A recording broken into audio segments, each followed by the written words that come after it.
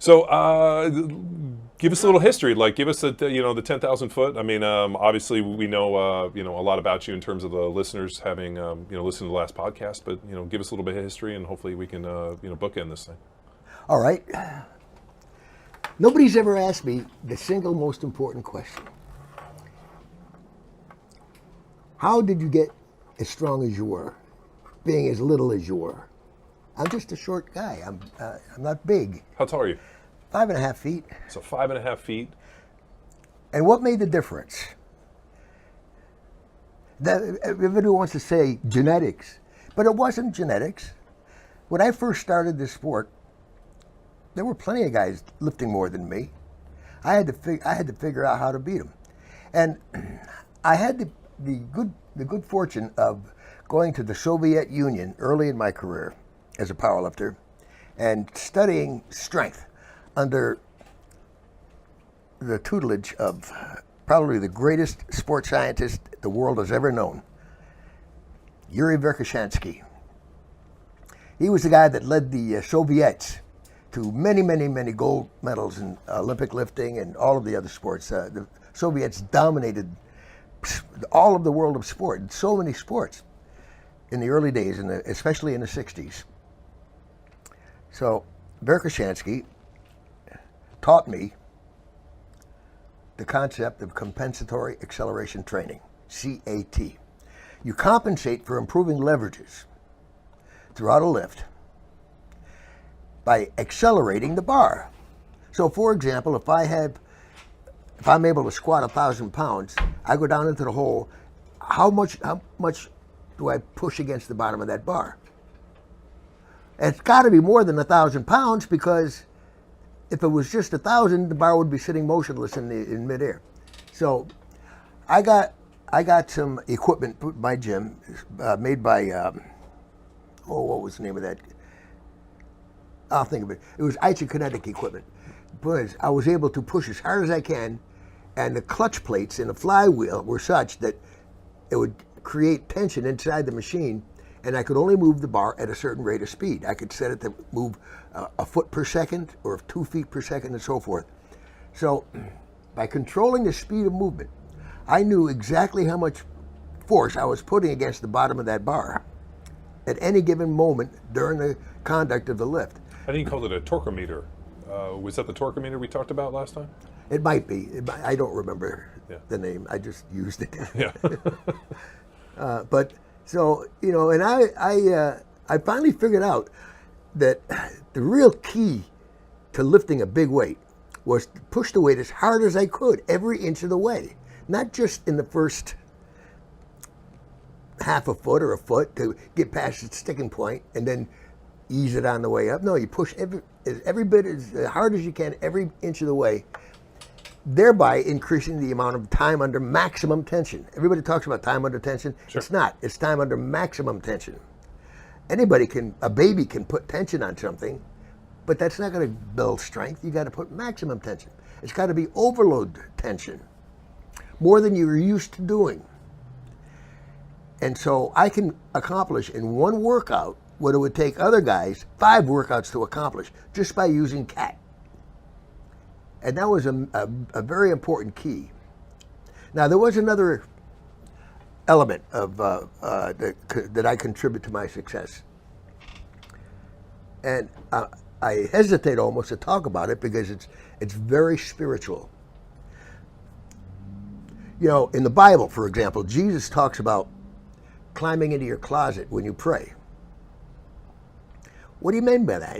A physical closet? No, of course not. No, I think he talks about like most athletes, this idea of retreating within yourself, having a space where you shutting down your mind. Yeah. You're not thinking of anything. It's 5 senses are shut down. You can't smell anything. You can't feel the sweat in your face. You can't gag on the chalk dust in the air. You can't even see the crowd. All you can do is go down and up one time. If you can get to that point of being in a real closet, you don't feel the weight. Well, isn't that effectively, being able to limit your senses to be able to focus on one specific task? Yes. And years ago, there was a doctor in Newport Beach, a guy named Dr. Jin at a Newport Research Center, and he brought in certain people, and he was able to come in and show that certain parts of the population have the ability to focus, slow time, and do these things that people, assume are, superhuman, like Mario Andretti driving 200 miles an hour. Or elite athletes all have that capacity. Sure. After all, what makes them unique? As elite athletes, they're able to focus all of their attention on one specific movement at a time. They don't have what they call a monkey mind, with thoughts running back and forth in their mind. Oh my God, I hope I don't get hurt, or I wonder what my wife's doing with that guy in the back of the room. Nothing is in your mind. Well, it's like I'm sure you've heard the old story about Ted Williams, where Ted Williams, one of the greatest hitters in Major League Baseball history, all of a sudden he retires and they want to bring him in as a hitting coach. And he was an incredible hitter, great baseball player, terrible hitting coach. All he did was scream at the guys, "You can't see this pitch, you can't see this pitch," and he's calling the pitches out for these guys. And they looked over at him and they were like, "How do you know what pitch is coming?" He's like, "How do you not? I can tell by the rotation on the laces." And the guys are like, "You can see the rotation of the laces?" He's like, "You can't." So they started writing numbers and writing things on the ball and throwing them, and Ted Williams could tell every time what was on the ball. He had the ability to slow it to the point where he could actually see the rotation. That's incredible. Of the laces. That's but incredible. I've run into for me, playing in the NFL, I never heard the crowd, and all the plays were in slow motion. Yeah. So when guys ask me, like, "Did you see that move?" I'm like, "I saw it a mile away. I saw the guy move his hands. I saw this." And, that's what it takes to play in the big leagues. Yeah. That's what it takes, and it's not an uncommon attribute, but it's all too uncommon amongst the rank and file lifters out there. They simply don't understand that they've got to slow everything down and focus on going down and coming up. And that's all they focus on. They don't focus on the weight on the bar. Well, I mean, it's pretty interesting. Like I always, like we talked about a little bit earlier, having, as a young lifter going in and training and, using the barbell basic training lifts for football and for my sport, training in, George Angus' garage, I got an interesting observation of watching some strong guys show up and lift some big weights. And when I was a little kid, 14 years old, and I'm in there racking weights, I was like, why do they have so many weights, plates on the bar? And what I didn't understand was that you have to keep driving adaptation, that the minute that it becomes easy, you have to continue to climb. That's why they call it overload. Yeah. And it seems like it's something that's lost, that like the minute it becomes easy, you have to constantly be challenging and forcing adaptation and driving adaptation. So what you effectively did was not only found a way to drive adaptation, but the ability to continually do that by moving the bar as fast as possible. Yeah. And I'll tell you something else too. And I've tried all of the tricks in the book. Years and years before Louis Simmons or anybody else was doing elastic bands and chains, we did them. Back in the 50s, I remember lifting that way. Using compensatory acceleration against accommodating resistance? No, with the bands and stuff like that. I didn't learn the compensatory acceleration until relatively recently, in the late 70s when I went to the Soviet Union. But isn't that what the chains and bands really are? No, they think it is, but it's not. It's not. It is to a degree, but you can't beat the good old human body and the natural forces. Your body is not designed neurologically to recognize elastic band tensile strength or something getting heavier and heavier as you lift it off further and further off the floor like a big old chain. It's like an unfamiliar territory, and your body doesn't recognize it. Your neurological system isn't geared to handle that kind of strange. Do you think it overloads the central nervous system? I think it shuts it down because it's not recognizing it.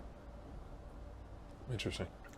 So I never used that stuff. I tried it and decided that I could do it better on my own, and I was able to prove it to myself with that strain gauge. I forgot, what'd you call it again? I thought you told me it was called a torquemeter. Yeah. Like I got a mental block for the moment. But anyway, so what I found out... We'll just call it, the strainometer. I like the strainometer better. To bring that story all back home, if I found out that I wasn't applying greater and greater force to the bottom of that bar, that meant that I was not doing something right. So I'd go back to the drawing board and I'd take a slightly lighter weight or a slightly heavier weight, and I'd find a weight that I was able to optimize the amount of force that I was able to apply throughout the entire lift. And that's how I trained. Every day was different. Some days I'd be able to do a lot more weight. Other days I'd have to back the weight off so that I could just get the movement. So you got to know your own body. You got to be sensitive to stimuli from the outside, and that's why I got away from the bands and the chains. It was not something that my body could recognize at all. It was completely foreign to me. Interesting.